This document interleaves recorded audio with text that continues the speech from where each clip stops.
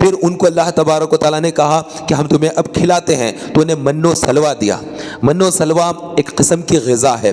گوشت کیسا ہوتا ہے، اس کا مزہ ایسا ہوتا ہے، اور جیسا بڑا سا پھل ہوتا ہے، جیسے جام ہے یا پھر سنترا ہے، سیب ہے، تو جتنا سائز ہوتا ہے ایسے ہی، تو میوے کا بھی مزہ تھا اس میں اور گوشت کا بھی مزہ تھا۔ ایسے مزے والی چیز اللہ تبارک و تعالیٰ نے آسمان سے نازل کی، اور ان کو روزانہ گھر بیٹھے ان کے لیے اناج دے دیتا تھا اللہ تعالیٰ۔ نہ محنت کرنا ہے، نہ کام کاج کرنا ہے، کچھ نہیں، کھاؤ تم آرام سے، ٹھیک ہے۔ بس ایک شرط رکھی اللہ نے کہ تم من و سلوا کھاؤ، لیکن کل کے دن کے لیے اٹھا کر مت رکھو، ہم تمہیں کل پھر دیں گے، ہم تمہیں کل پھر دیں گے، کل کے لیے اٹھا کر مت رکھو۔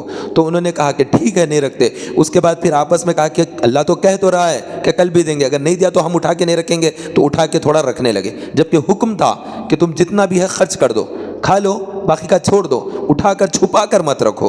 روزانہ آتا تھا، گوشت کا اس میں مزہ ہوتا تھا، اور وہ جنتی پھل کی طرح ایک تھا وہ، تو وہ کھایا کرتے تھے، لیکن اس کے باوجود بھی وہ لوگ نافرمانی کیے اور چھپا کر رکھنے کا کام کیے کہ ہم اس کو سیو کر کے رکھیں گے، تاکہ اگر کبھی بند ہو جائے من و سلوا تو ہم پھر یہ کھائیں گے۔ تو اللہ تعالیٰ نے من و سلوا بند کر دیا کہ تم نے جب اٹھا کر رکھا ہے تو پھر وہ بھی باقی نہیں رہا۔ اس طرح سے اللہ تعالیٰ نے من و سلوا بند کیا۔ تو پھر جب وہ من و سلوا آ رہا تھا تو کہنے لگے یہ روزانہ ایک جیسا کھاتے کھاتے ہم بیزار ہو گئے، اے موسیٰ تم اپنے خدا سے کہو کہ ہمیں پیاز عطا کرے اور ہمیں مسور کی دال، ایسی چیزیں بولے انہوں نے، اس کے اندر پیاز۔ قرآن مجید میں اللہ تعالیٰ نے فرمایا کہ جب بنی اسرائیل کو ہم نے من و سلوا دیا تو کہنے لگے کہ ہمیں من و سلوا ہی مل رہا ہے روزانہ، ہم کو الگ الگ غذا چاہیے، ہمیں پیاز چاہیے، مسور کی دال چاہیے، اور ایسی غذائیں چاہیے۔ تو اللہ تعالیٰ نے فرمایا کہ تمہیں بنی اسرائیل، تم اسرائیل چھوڑ دو، تم یہ علاقہ چھوڑ دو فلسطین، یہاں تمہیں نہیں ملے گا، وہ ایک الگ جگہ ہے، زیتون کے جھاڑ ہوتے ہیں وہاں پر، تم ملک مصر چلے جاؤ۔ تو مصر کے اندر یہ بہت سارے جھاڑ ہیں،